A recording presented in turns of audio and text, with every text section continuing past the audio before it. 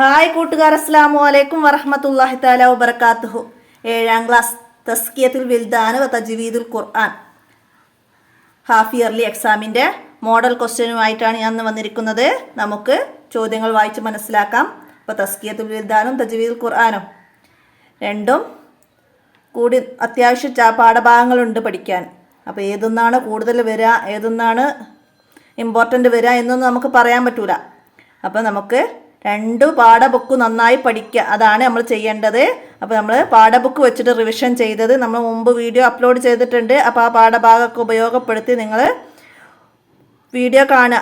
അപ്പോൾ എല്ലാവരും അപ്പോൾ അത് ഉപകാരപ്പെടുത്തുക എല്ലാവരും മാക്സിമം. നമുക്ക് ഇന്നത്തെ വീഡിയോയിലേക്ക് കിടക്കാം. ബിസ്മില്ലാഹിർ റഹ്മാനിർ റഹീം. കോളത്തിൽ ശരി അടയാളപ്പെടുത്താനാണ്. ഒന്നാമത്തെ ചോദ്യം എന്താണ്? ഇമാം ഷാഫി റളിയല്ലാഹു അൻഹുവിൻ്റെ ശിഷ്യൻ.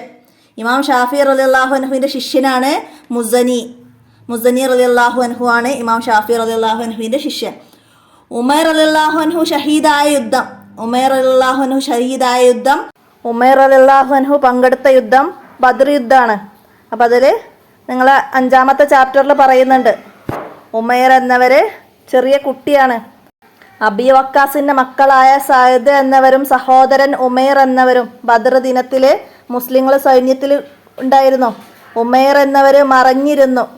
നബി സല്ലല്ലാഹു അലൈഹി വസല്ലമ കണ്ടാൽ കുട്ടിയായതിൻ്റെ പേരിൽ എന്നെ തിരിച്ചയക്കുമെന്ന് ഭയന്ന് ഉമൈർ എന്നവർ മറഞ്ഞിരുന്നു.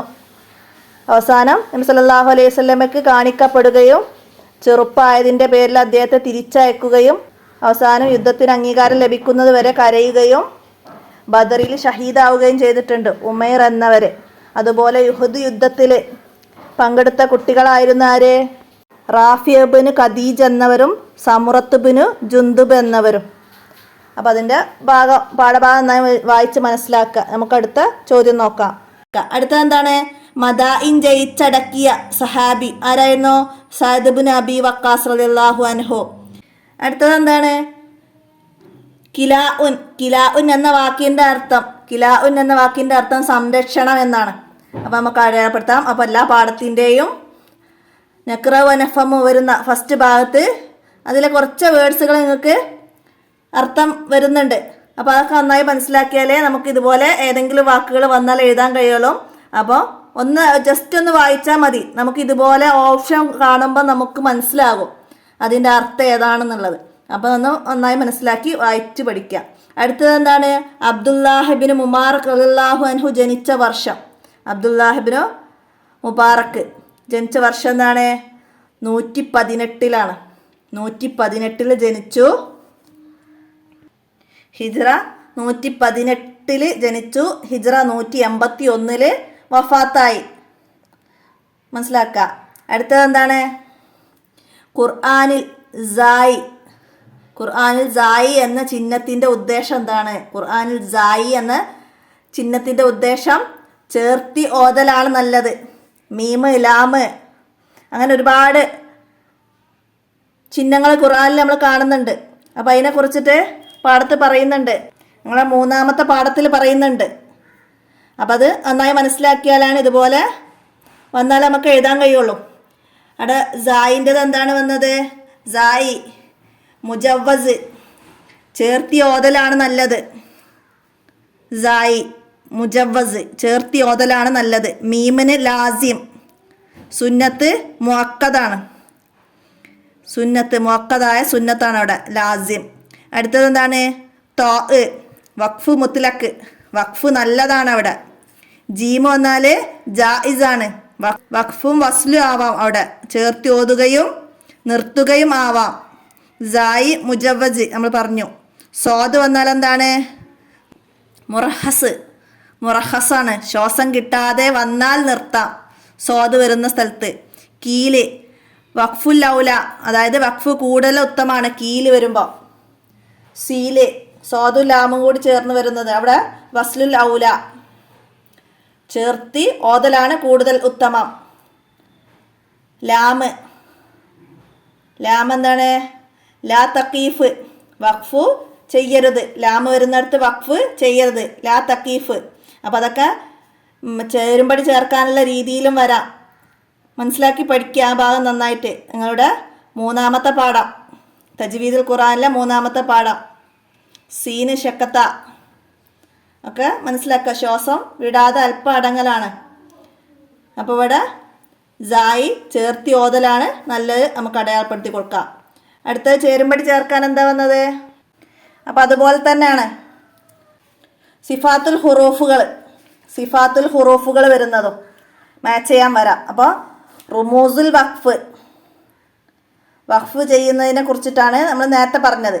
അപ്പോൾ അതുപോലെ തന്നെയാണ് ഇത് സിഫാത്തുൽ ഹുറൂഫുകളും ഇതുപോലെ മാച്ച് ചെയ്യാം. നേരത്തെ പറഞ്ഞതും വരാം. അപ്പോൾ അത് നമുക്ക് നോക്കാം. എന്താണ് ജഹ്ർ എന്ന് പറഞ്ഞാൽ? എന്താണ് ജഹ്ർ?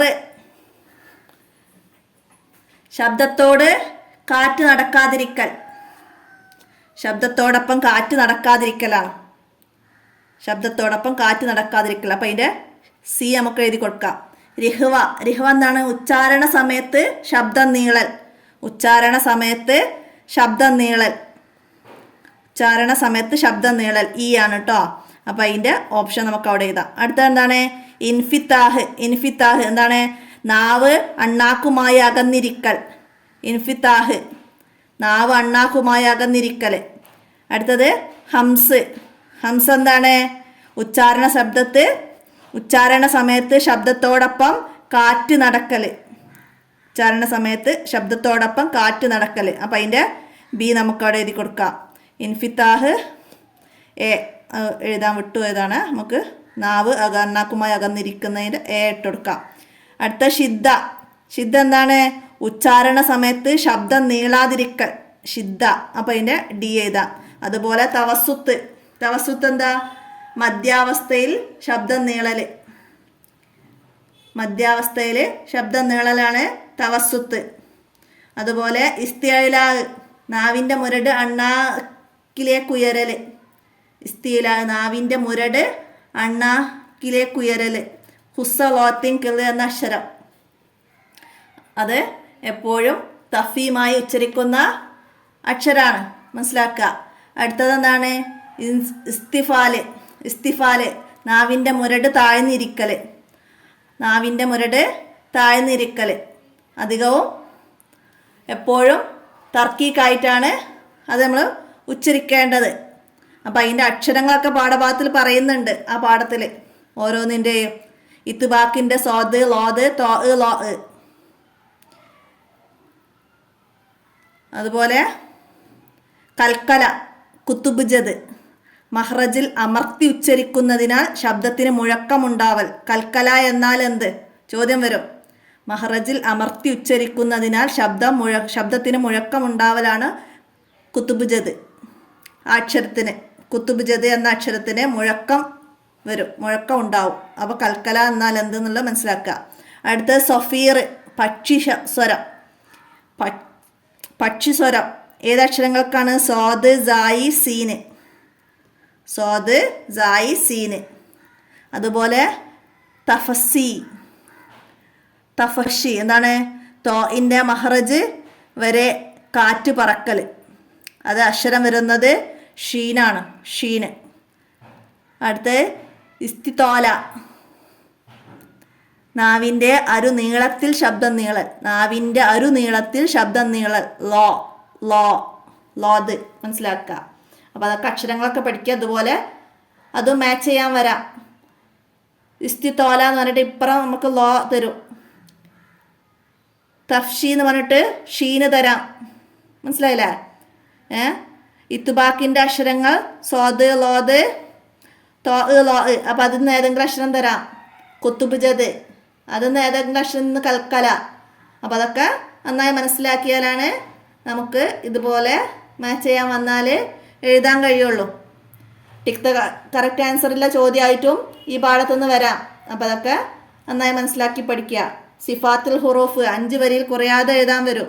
അപ്പോൾ ഇതിൽ നിന്ന് നമുക്ക് 5 വരി കുറയാതെ ഇതേപോലെ ഓരോ പേരുകൾ വെച്ചിട്ട് എഴുതുക. അതിൻ്റെ അക്ഷരങ്ങളൊക്കെ എഴുതാൻ കഴിയണം. മനസ്സിലാക്കി പഠിക്കുക. അടുത്ത ഈ പൂരിപ്പിക്കാൻ എന്താണ് ആദ്യം വന്നത്? നമ്മളുടെ വക്കിരിൽ ഇൽമ രണ്ടാമത്തെ പാഠം, തസ്കിയയിലെ രണ്ടാമത്തെ പാഠം. അതൊരു ബൈത്തായിരുന്നു. അതിൽ നിന്നുള്ള ഒരു ലൈനാണ് ഇവിടെ വന്നത്. എന്താണ്? വർഅബ് അനി ഡാഷ് വർഅബ് അനിൽ ആബി വർഅബ് അനിൽ ആബി വമലാഹി ഫൽ ഇൽമു ലം യഹ്സുൽ ലികൽബിലാഹി. അപ്പോൾ ഇവിടെ ഇടയിൽ വിട്ടത് അനിൽ ആബി. അപ്പോൾ അതുപോലെ നമുക്ക് അതിൽ 6 ലൈനുകൾ വരുന്നുണ്ട്. നിങ്ങൾക്ക് മറ്റേതെങ്കിലും ലൈന് വരാം. അപ്പോൾ ഇതുപോലെ നമുക്ക് ചേർത്ത് എഴുതി കൊടുക്കാൻ കഴിയുന്ന രീതിയിൽ നിങ്ങൾ പഠിക്കുക നന്നായിട്ട്. എന്നാൽ അപ്പോൾ അതുപോലെ തന്നെ ഇതിൻ്റെ സാരം എഴുതുക, അർത്ഥം എഴുതുക എന്ന് പറഞ്ഞിട്ട് വരും. എന്താണ് ഇവിടെ വന്നതിൻ്റെ അർത്ഥം? എന്താണ്? വിനോദികളോടും കളിയായുധങ്ങളോടും നീ അനിഷ്ടം കാണിക്കുക. എന്തുകൊണ്ടെന്നാൽ അശ്രദ്ധമായ ഹൃദയത്തിന് വിജ്ഞാനം ലഭ്യമാവുകയില്ല. ഇൽമിനെ കുറിച്ചിട്ടുള്ള ഒരു പാഠഭാഗമാണ്. അപ്പോൾ അത് നന്നായി മനസ്സിലാക്കുക. ഇൽമിനെ കുറിച്ചിട്ട് 5 വരിയിൽ കുറയാതെ എഴുതാൻ വന്നാലും നമുക്ക് ഇതിലെ ആശയങ്ങളൊക്കെ എഴുതാൻ കഴിയണം. വിദ്യയെ വന്ദിക്കുകയും അതിൻ്റെ സ്ഥാനത്തെ വലുതായി കാണുകയും ചെയ്യുക. പാപങ്ങളെ നീ വെടിയുക. അത് അറിവിന് അപമാനമുണ്ടാക്കും. പാപം അറിവിന് അപമാനമുണ്ടാക്കും. മനസ്സിലാക്കുക. അടുത്ത അതേപോലെ തന്നെ എന്താണ്? തആലമനി ദംബി ഫമാ കറൻതുഹു ബിഅഫ്വിക റബ്ബി ഡാഷ് അള്ളമ. ഇത് എവിടുന്ന ഏത് പാഠത്തുനിന്നാ വന്നത്? 4ാമത്തെ പാഠം സുല്ലമുർ റജാ. ഇവിടെ ബിഅഫ്വിക റബ്ബി കാന അഫൂക അള്ളമൻ. എന്താണ് അതിൻ്റെ സാരം വന്നത്? ആ പാഠത്തിൽ എന്താ പറയുന്നത്? ഇമാം അബ്ദുല്ലാഹി ഇബ്നു മുഹമ്മദ് ഇബ്നു ഇദ്രീസ് ഷാഫി റളിയല്ലാഹു അൻഹു ഹിജ്റ 150 ജനിച്ചു, 204 വഫാത്തായി. മനസ്സിലാക്കുക. ഹിജ്റ 150 ജനിച്ചു, 204 വഫാത്തായി ഇമാം ഷാഫി റളിയല്ലാഹു അൻഹു. ഇമാമിൻ്റെ വിശ്വാസയോഗ്യതയിലും ധർമ്മനിഷ്ഠയിലും ഐഹിക വിരക്തിയിലും ഔദാര്യത്തിലും സൂക്ഷ്മതയിലും ഭക്തിയിലും ഉയർന്ന പദവിയിലും പണ്ഡിത ലോകം ഏകോപിച്ചിരുന്നു. ഇമാം ഷാഫി റളിയല്ലാഹു അൻഹുവിനെ കുറിച്ച് പണ്ഡിതന്മാർ ഏകോപിച്ച് പറഞ്ഞ കാര്യം എന്ത്?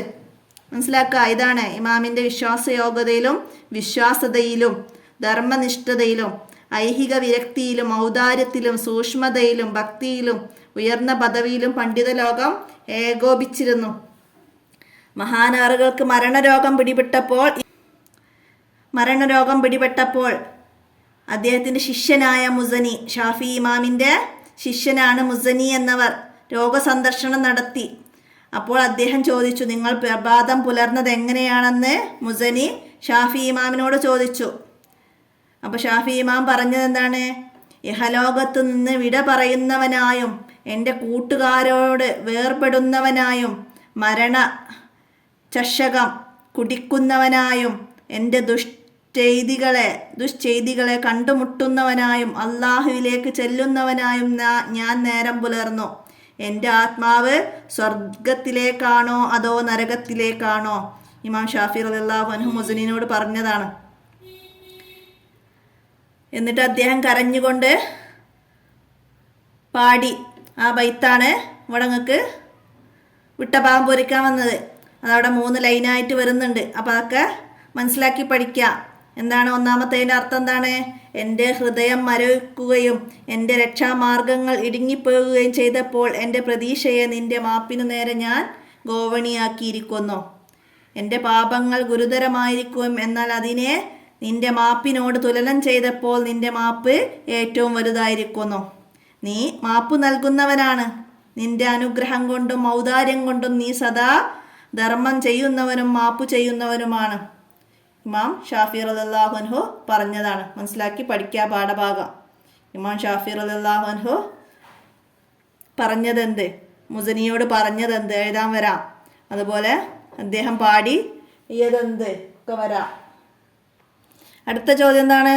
സമുറത്ത് റളിയല്ലാഹു അൻഹു ദണ്ഡയുദ്ധത്തിൽ ഡേഷ് റളിയല്ലാഹു അൻഹുവിനെ പരാജയപ്പെടുത്തി. ആരെയാണ് ദണ്ഡയുദ്ധത്തിലെ സമുറത്ത് റളിയല്ലാഹു അൻഹു പരാജയപ്പെടുത്തിയത്? ആരെയാണ്? ദണ്ഡയുദ്ധം എന്ന് പറയുന്നത് ഗുസ്തി പിടിക്കുന്നതിനാണ്.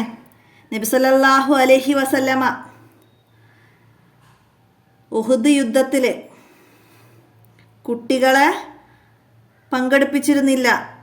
ഉഹദ് സൈന്യത്തിൽ കുട്ടികളുണ്ടായിരുന്നു.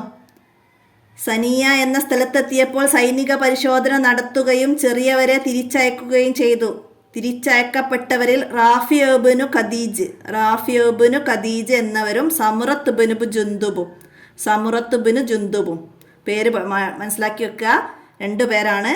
റാഫിഉബ്നു ഖദീജ് എന്നവരും സമുറത്ത് ബിനു ജുന്ദുബ് എന്നവരുമായിരുന്നു.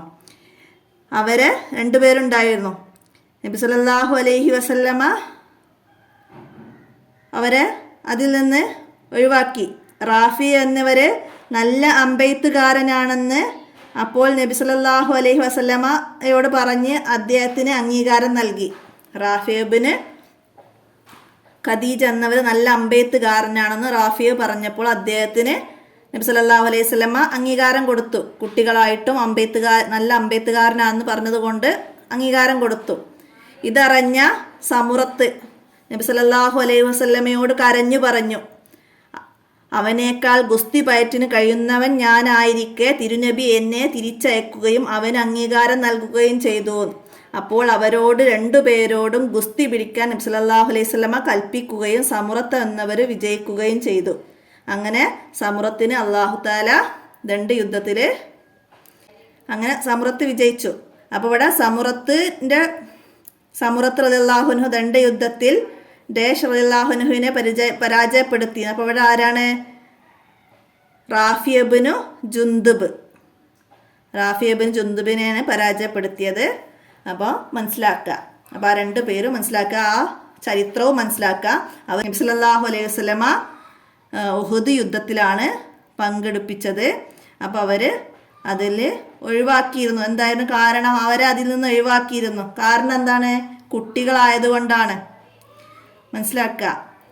അപ്പോൾ അതിൽ ഉഹദ് യുദ്ധത്തിലാണ് ഉമൈറും റാഫിഉബ്നു ഖദീജ എന്നിവർ പങ്കെടുത്തത്. മനസ്സിലാക്കുക. അടുത്തത് എന്താണ്? സൂറത്തുൽ മുഅവ്വിദത്തൈനിൽ ഡാഷ് ആയത്തുകളുണ്ട്. എത്ര ആയത്താണ്? 11 ആയത്തുകളാണുള്ളത്. സൂറത്തുൽ ഫലക്ക്, സൂറത്തുൻ നാസ് എന്നീ 2 സൂറത്തുകളാണ് സൂറത്തുൽ മുഅവ്വിദത്തൈനി. അപ്പോൾ സൂറത്തുൽ ഫലക്കിൽ 5 ആയത്തും സൂറത്തുൻ നാസിൽ 6 ആയത്തുമാണ്. അവ രണ്ടും കൂടി 11 ആയത്തുകളുണ്ട്. മനസ്സിലാക്കുക. സുക്കൂനുള്ള റായിന് മുമ്പ് കസ്റായാൽ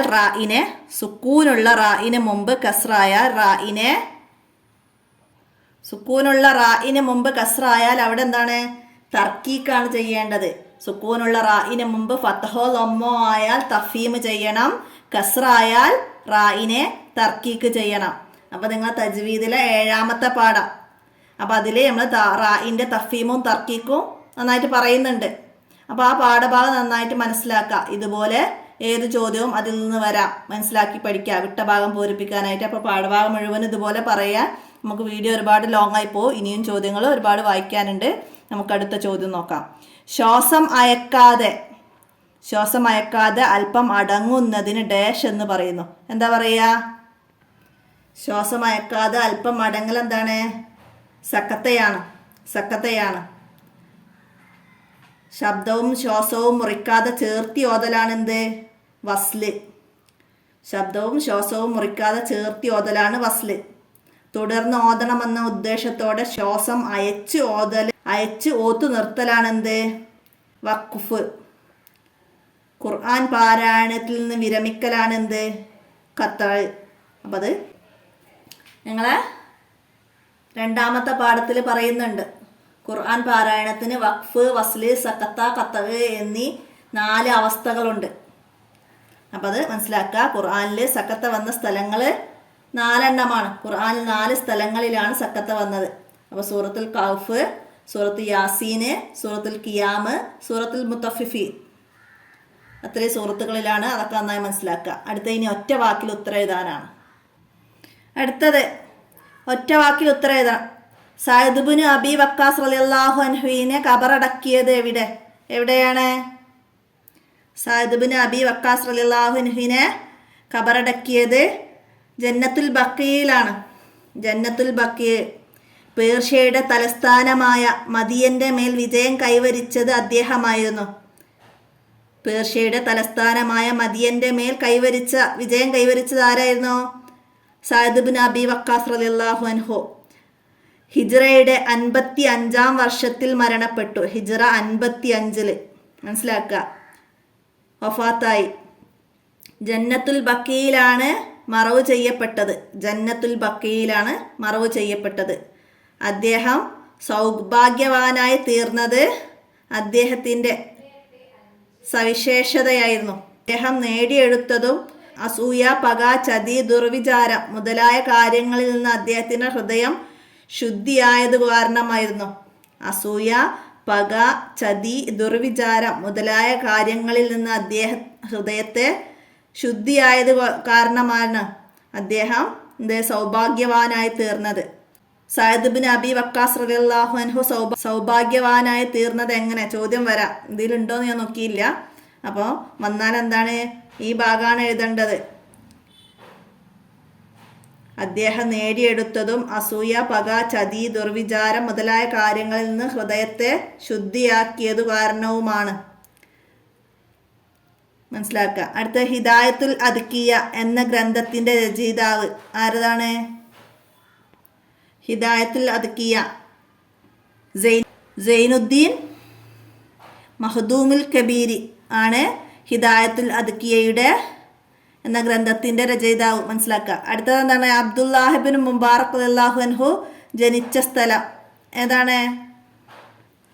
അബ്ദുല്ലാഹിബിന് മുബാറക് എന്നവര് ഹിജ്റ 118-ൽ മറവ എന്ന സ്ഥലത്താണ് ജനിച്ചത്. ഹിജ്റ 181-ൽ ഹീത്ത് എന്ന സ്ഥലത്ത് റമദാനിൽ അദ്ദേഹം വഫാത്തായി. ഖബർ ഷരീഫ്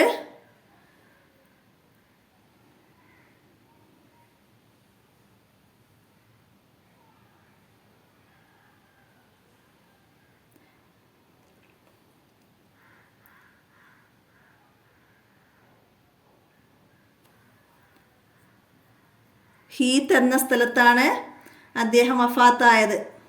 മനസ്സിലാക്കുക. അടുത്ത എന്താണ്? ചേർത്തി ഓതലാണ് കൂടുതൽ ഉത്തമം എന്ന് സൂചിപ്പിക്കുന്ന ചിഹ്നമേത്?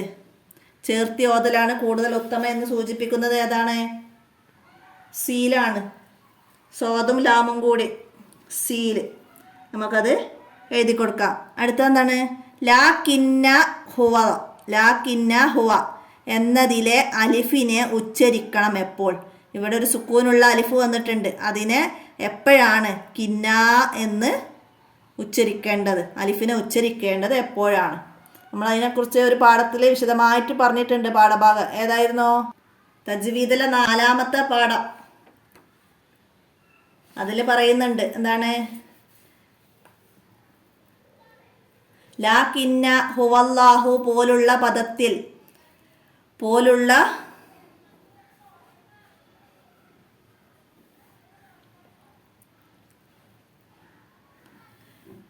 ലാകിന്ന ഹുവല്ലാഹു പോലുള്ളതിലെ വൃത്തം, അതായത് ഈ അലിഫിന് മുകളിലുള്ള സുക്കൂനാണ് ഉദ്ദേശിക്കുന്നത്. വൃത്തം എന്ന് പറയുന്നത് മുസഫിൽ 6 പദങ്ങളിലെ അലിഫിന് മുകളിൽ മാത്രമേ കാണൂ. 6 പദങ്ങളിൽ ഈ വൃത്തം കാണുന്ന അലിഫുകളെ വഖഫിൽ ഉച്ചരിക്കേണ്ടതും, അതായത് ലാകിന്ന ഈ അലിഫിനെ നമ്മൾ വഖഫ് ചെയ്യുമ്പോൾ ഉച്ചരിക്കേണ്ടതും, വഖഫ് ചെയ്യാറിന നിർത്തുക, വസ്ലിൽ ഉച്ചരിക്കാൻ പാടില്ലാത്തതും. വസ്ലി എന്ന് പറഞ്ഞാൽ ചേർത്തി ഓതൽ, ചേർത്തി ഓതുന്നതിൽ ഉച്ചരിക്കാൻ പാടില്ലാത്തതുമാണ്.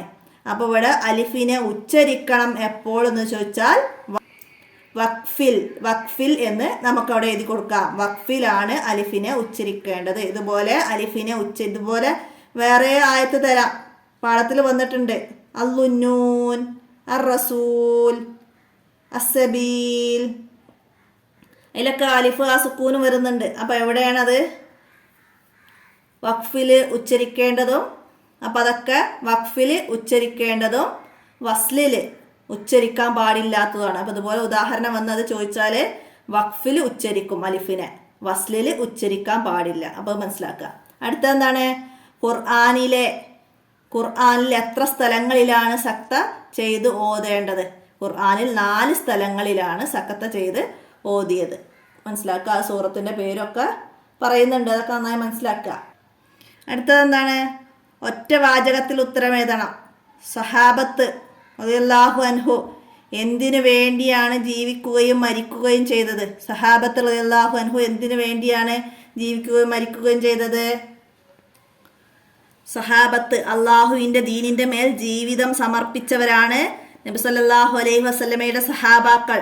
അവർ ജീവിച്ചതും മരിച്ചതും അള്ളാഹുവിൻ്റെ തൃപ്തിക്ക് വേണ്ടിയായിരുന്നു.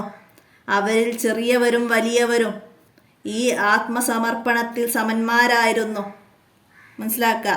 അപ്പോൾ സഹാബത്ത് എന്തിനു വേണ്ടിയാണ് ജീവിക്കുകയും മരിക്കുകയും ചെയ്തത് എന്ന് ചോദിച്ചാൽ എന്ത് എഴുതാം?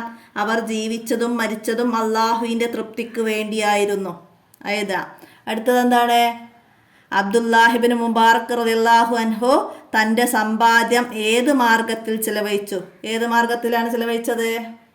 അബ്ദുല്ലാഹിബ്നു മുബാറക് എന്നവര് തൻ്റെ സമ്പത്ത് മുഴുവനും അറിവിൻ്റെ ആളുകൾക്കും ത്യാഗികൾക്കും ആരാധനയിൽ മുഴുകുന്നവർക്കുമായി ചെലവഴിക്കും.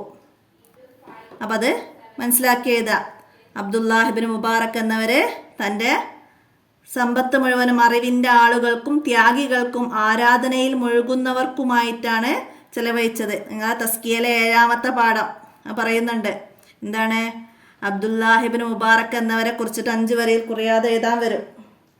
അപ്പം അത് ആ പാഠം നന്നായി മനസ്സിലാക്കുക. അബ്ദുല്ലാഹിബ്നു മുബാറക് എന്നവര് അറിവും കർമ്മവും ഒരുമിച്ച് കൂടിയ പണ്ഡിതനും കർമ്മശാസ്ത്ര പണ്ഡിതനും ത്യാഗിയും ഹദീസ് പണ്ഡിതനും ഖുർആൻ മനപ്പാഠമാക്കിയവരും സൂക്ഷ്മശാലിയും വിശ്വസ്തരും ഐശ്വര്യവാനും ഉദാരമതിയും സാഹിത്യകാരനും കവിയും ധാരാളം ഹജ്ജ് ചെയ്യുന്നവരും അള്ളാഹുവിൻ്റെ മാർഗത്തിൽ സമരം ചെയ്യുന്നവരും ഔദാര്യം ചെയ്യുന്നവനും ധർമ്മിഷ്ഠനും നമസ്കാരം കൊണ്ടും നോമ്പ് കൊണ്ടും അറിയപ്പെട്ടവരും ഏകാന്തത കൊണ്ടും ഏകാഗ്രത കൊണ്ടും തൽപരനുമായവരായിരുന്നു. ശുദ്ധഭാഷിയും ഖുർആനിൻ്റെ മിത്രവും ധീരന്മാരിൽ എണ്ണപ്പെട്ടവരുമായിരുന്നു. സമ്പത്തുമായി രാജ്യങ്ങളിൽ കച്ചവടക്കാരനായി ചുറ്റി നടക്കും. സമ്പാദ്യം ഓരോ വർഷത്തിലും 1 ലക്ഷത്തിലധികമായിരുന്നു. ആ സമ്പത്ത് മുഴുവനും അറിവിൻ്റെ ആളുകൾക്കും ത്യാഗികൾക്കും ആരാധനയിൽ മുഴുകുന്നവർക്കുമായിട്ടാണ് ചിലവഴിച്ചത്. 1 ലക്ഷത്തിലധികമായിരുന്നു അബ്ദുല്ലാഹിബ്നു മുബാറക്കിൻ്റെ സമ്പാദ്യം ഒരു വർഷത്തിൽ. അപ്പോൾ അതൊക്കെ 1 വേർഡ് ക്വസ്റ്റ്യനായിട്ട് വരാറുണ്ട്. അതൊക്കെ മനസ്സിലാക്കുക. അടുത്തെന്താണ്? നബി സല്ലല്ലാഹു അലൈഹി വസല്ലമ ഉറങ്ങാൻ വിരിപ്പിലേക്ക് എത്തിയാൽ എന്തായിരുന്നു ചെയ്തിരുന്നത്? 1ാമത്തെ പാഠത്തിൽ പറയുന്നുണ്ട്. എന്താണ്? ആയിഷ ബീവി റളിയല്ലാഹു അൻഹ പറയുന്നുണ്ട്, തിരുനബി എല്ലാ ദിവസവും ഉറങ്ങാൻ തയ്യാറെടുത്താൽ കൈകൾ പരസ്പരം കൂട്ടിപ്പിടിച്ച് ഖുൽ ഹുവല്ലാഹു, സൂറത്തുൽ ഫലക്ക്, സൂറത്തുൻ നാസ് എന്നിവ ഓതി കൈകളിലേക്ക് ഊതുകയും ശരീരത്തിൽ നിന്നു സാധ്യമായ സ്ഥലങ്ങളിലെല്ലാം കൈകൾ കൊണ്ട് തടവുകയും ചെയ്യുമായിരുന്നു. അപ്പോൾ നബി സല്ലല്ലാഹു അലൈഹി വസല്ലമ ഉറങ്ങാൻ വിരിപ്പിലേക്ക് എത്തിയാൽ എന്താണ് ചെയ്തിരുന്നത് എന്നാണ് നമ്മൾ ഇവിടുന്ന് ആയിഷ ബീവി റളിയല്ലാഹു അൻഹ പറയുന്നത് മനസ്സിലാക്കി എഴുതേണ്ടത്. എന്താണ്? ഖുൽ ഹുവല്ലാഹു, സൂറത്തുൽ ഫലക്ക്, സൂറത്തുൻ നാസ് എന്നിവ ഓതി കൈകളിലേക്ക് ഓതുകയും ശരീരത്തിൽ കൈകൾ എത്താവുന്ന സ്ഥലങ്ങളിലൊക്കെ തടവുകയും ചെയ്തിരുന്നു. മനസ്സിലാക്കുക. അടുത്തത് എന്താണ്? വഹ്ദർ റിയാഅം മുഹ്ബിതൽ ലിൽ ഇബാദത്തി, സാരമെഴുതുക. ഹിദായത്തുൽ അദ്കിയയിലെ വരികളാണ്. നിങ്ങളെ 6ാമത്തെ പാഠത്തിൽ നിന്ന് വന്ന ഒരു വരിയാണിത്. എന്താണ് അതിൻ്റെ അർത്ഥം പറയുന്നത്? ആരാധനകളെ നിഷ്ഫലമാക്കുന്ന ബാഹ്യനാട്യങ്ങളെ നീ സൂക്ഷിക്കുക. ആരാധനകളെ നിഷ്ഫലമാക്കുന്ന ബാഹ്യനാട്യങ്ങളെ നീ സൂക്ഷിക്കുക. മനസ്സിലാക്കിയത്. ഇതുപോലെ മറ്റേതെങ്കിലും വരി വന്നാൽ നമുക്ക് എഴുതാൻ കഴിയുന്ന രീതി അതിൻ്റെ ആശയമൊക്കെ പഠിക്കുക, മനസ്സിലാക്കുക. അടുത്തത് എന്താണ്? ഇമാം ഷാഫി റളിയല്ലാഹു അൻഹുവിൻ്റെ കാര്യത്തിൽ പണ്ഡിതന്മാർ ഏകോപിച്ച് പറഞ്ഞ കാര്യങ്ങൾ നമ്മൾ നേരത്തെ പറഞ്ഞിരുന്നു അല്ലേ? എന്തായിരുന്നു?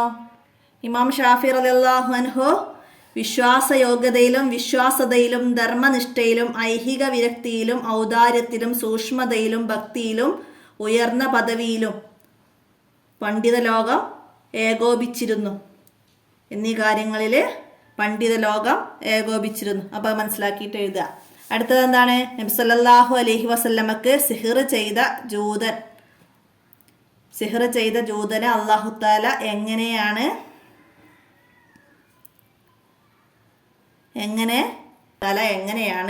നിരാശയിലും അപമാനിതനുമാക്കിയത്? എങ്ങനെയാണ്? ലബീദ് ഇബ്നു അൽസമിൻ്റെ മുന്നിലൂടെ ഒരു അടിമ 1 ദീനാർ വില മതിക്കുന്ന കമ്മൽ അണിഞ്ഞുകൊണ്ട് പോയി. കാതിൽ കമ്മലിട്ടുകൊണ്ട് ലബീദ് ബിൻ അസമിൻ്റെ മുന്നിലൂടെ പോയി. അത് കണ്ട ലബീദ് ആ അടിമയെ അതിൻ്റെ ചെവി കമ്മലോടുകൂടി അരിഞ്ഞെടുത്തു. അത് കാരണം അള്ളാഹു ലബീദ് ബിൻ അസമിനെ ശിക്ഷിക്കുകയും അദ്ദേഹത്തിൻ്റെ കൈ മുറിക്കുകയും ചെയ്തു. അതോടുകൂടി അദ്ദേഹം മരണപ്പെടുകയും ചെയ്തു. ഇങ്ങനെയാണ് അള്ളാഹു ലബീദ് ബിൻ അസമിനെ പ്രയാസത്തിലും അപമാനിതനുമാക്കിയത്. അപ്പോൾ അത് നന്നായി മനസ്സിലാക്കുക. അത് നിങ്ങൾക്ക് ആ പാഠഭാഗത്ത് പറയുന്നില്ല, ഒരു ക്വസ്റ്റ്യൻ വന്നതാണ്. അപ്പോൾ അത് മനസ്സിലാക്കി പഠിക്കുക. എന്താണ് ആ പാഠത്തിൽ വരുന്ന ഇമ്പോർട്ടൻ്റ് കാര്യങ്ങൾ എന്തൊക്കെയാണ്? ഒന്നാമത്തെ പാഠത്തിൽ സൂറത്തുൽ ഫലക്ക് ഓതൽ സുന്നത്തായ സമയങ്ങൾ ഏതൊക്കെ പഠിക്കുക. അതുപോലെ നബി സല്ലല്ലാഹു അലൈഹി വസല്ലം ഒരിക്കലേക്ക് ചായുമ്പോൾ എന്തൊക്കെ ചെയ്തിരുന്നു നമ്മൾ നേരത്തെ പറഞ്ഞു. നബി സല്ലല്ലാഹു അലൈഹി വസല്ലമക്ക് സിഹ്ർ ചെയ്ത യഹൂദി ആരായിരുന്നു? ലബീദ് ബിനു അഹ്സം. മനസ്സിലാക്കുക. എങ്ങനെയാണ് യഹൂദി നബി സല്ലല്ലാഹു അലൈഹി വസല്ലമക്ക് സിഹ്ർ ചെയ്തത്? നമ്മൾ അതിൻ്റെ അവസാനത്ത് പറയുന്നുണ്ട്. എങ്ങനെയായിരുന്നു? ജൂതന്മാരിൽ ഏറ്റവും കൂടുതൽ മാരണം ചെയ്യുന്ന ഒരാളായിരുന്നു, സിഹ്ർ ചെയ്യുന്ന ആളായിരുന്നു ലബീദ് ബിൻ ഹസൻ. ഹിജ്റയുടെ 7-ാം വർഷം മുഹറം മാസത്തിൽ യഹൂദി നേതാക്കൾ നബി സല്ലല്ലാഹു അലൈഹി വസല്ലമക്ക് എതിരായി സിഹ്ർ ചെയ്യാൻ അദ്ദേഹത്തെ കൽപ്പിച്ചു. അതിന് അദ്ദേഹത്തിന് 3 ദിനാർ നിശ്ചയിച്ചു.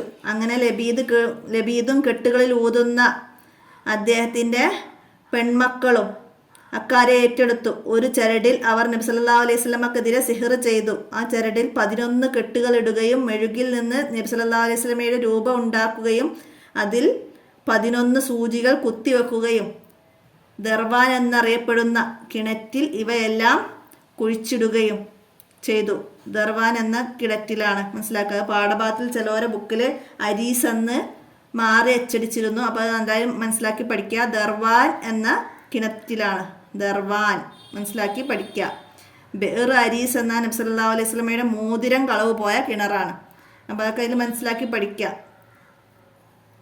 അടുത്തത് എന്താണ്?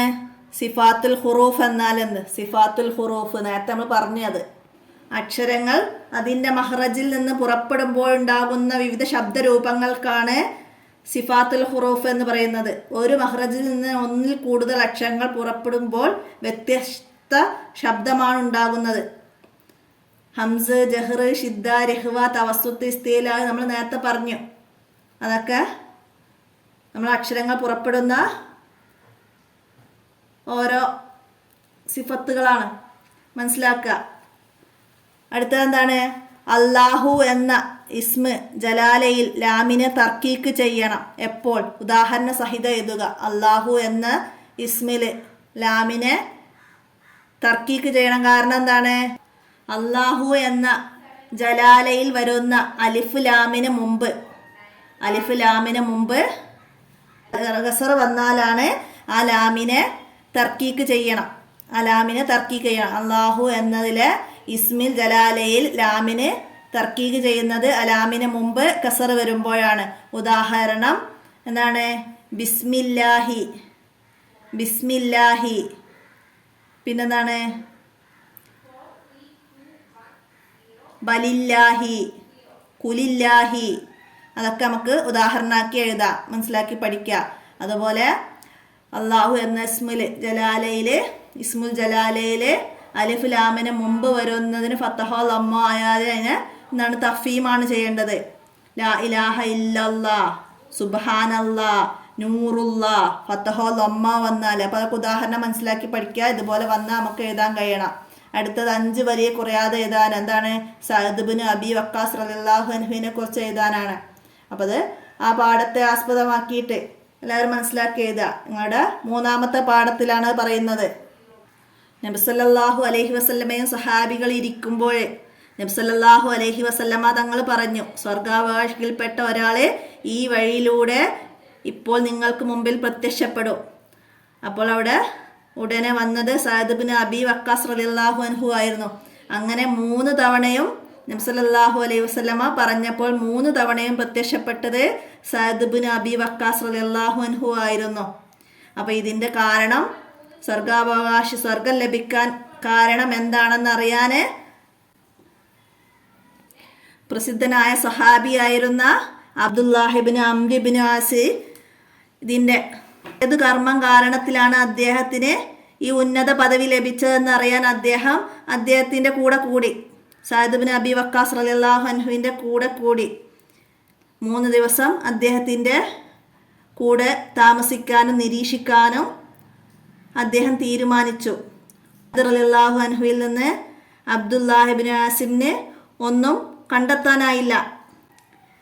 അങ്ങനെ അദ്ദേഹം അബ്ദുല്ലാഹിബിൻ ആസിനോട് തൻ്റെ കർമ്മങ്ങൾ പറയുകയാണ്. എന്താണ് പറഞ്ഞു കൊടുക്കുന്നത്?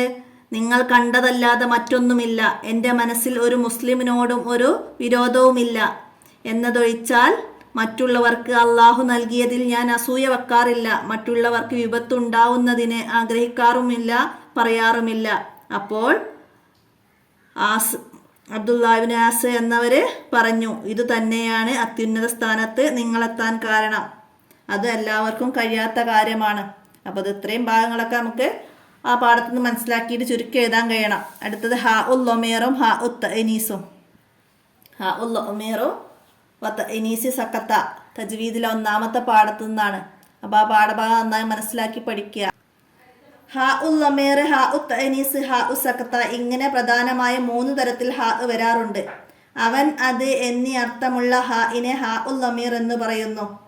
പദങ്ങളെ മുഅന്നസാക്കാൻ ഉപയോഗിക്കുന്ന ഹാഇന് ഹാ ഉത്ത് അനീസ് എന്ന് പേര്. ഇതിന് ശേഷമുള്ള പദത്തോട് ചേർത്ത് വായിക്കുമ്പോൾ താ ആയും വഖഫ് ചെയ്യുമ്പോൾ ഹാ ആയിട്ടാണോ ഹാ ഉത്ത് അനീസ് ഉച്ചരിക്കുക. വഖഫ് ചെയ്യാതെ ചേർത്തി ഓതുമ്പോൾ ശ്വാസം വിടാതെ അല്പം മുറിച്ചുകൊണ്ടാണ് ഹാ ഉസ്സക്കത്തിൽ പാരായണം ചെയ്യേണ്ടത്. അപ്പം അതിൻ്റെയൊക്കെ ഓരോ ഉദാഹരണങ്ങളും. ഹാ ഉത്ത് അനീസിന് നിഅമത്തല്ലാഹി, ഹാ ഉൽ ലമീറിന് അദാബുഹു അഹദ്, സക്കത്ത ഹിസാബിയ. അപ്പം അതൊക്കെ ഉദാഹരണമൊക്കെ മനസ്സിലാക്കിയിട്ട് അതിനെക്കുറിച്ചിട്ട് എഴുതാൻ നന്നായി മനസ്സിലാക്കി പഠിക്കുക. ഇതുപോലെ ഓരോ പാഠത്തെയും 5 വരിയിൽ കുറയാതെ എഴുതാൻ കഴിയുന്ന രീതിയിൽ ആ പാഠഭാഗങ്ങൾ നന്നായി മനസ്സിലാക്കി പഠിക്കുക. ഞാൻ ഇനിയും പാഠഭാഗത്തെക്കുറിച്ചിട്ട് വിശദീകരിക്കുന്നില്ല. ഇന്നത്തെ വീഡിയോ ഇവിടെ അവസാനിപ്പിക്കുകയാണ്. അസ്സലാമു അലൈക്കും വറഹ്മത്തുള്ളാഹി വബറകാതുഹു.